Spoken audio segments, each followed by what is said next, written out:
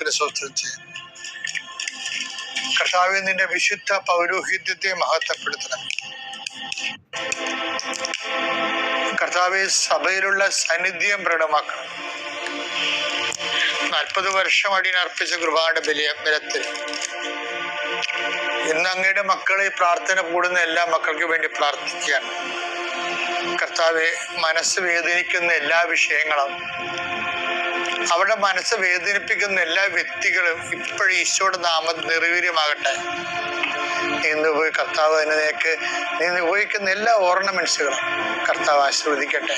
നീ എവിടെയെല്ലാം പോകുന്നു, ആരോടെല്ലാം സംസാരിക്കുന്നു, ഇതെല്ലാം സ്ഥലങ്ങളിലേക്ക് പോകുന്നു, ഏതെല്ലാം വാഹനങ്ങൾ ഉപയോഗിക്കുന്നു, ഇതെല്ലാം വാഹനങ്ങൾ പൊതുവായാലും സ്വന്തമായാലും എല്ലാം നീ അനുഗത്തോടെ സുരക്ഷിതമായി തിരിച്ചു വരുന്നവരെ എൻ്റെ യാത്രയെ ഞാൻ ആശീർവദിക്കുന്നു.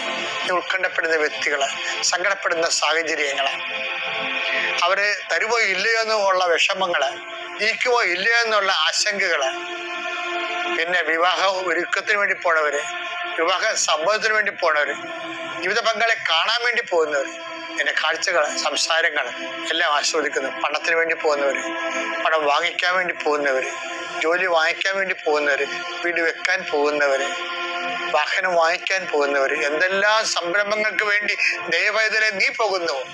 എൻ്റെ 40 വർഷത്തെ കൃപാന്റെ യുവതയാണ്.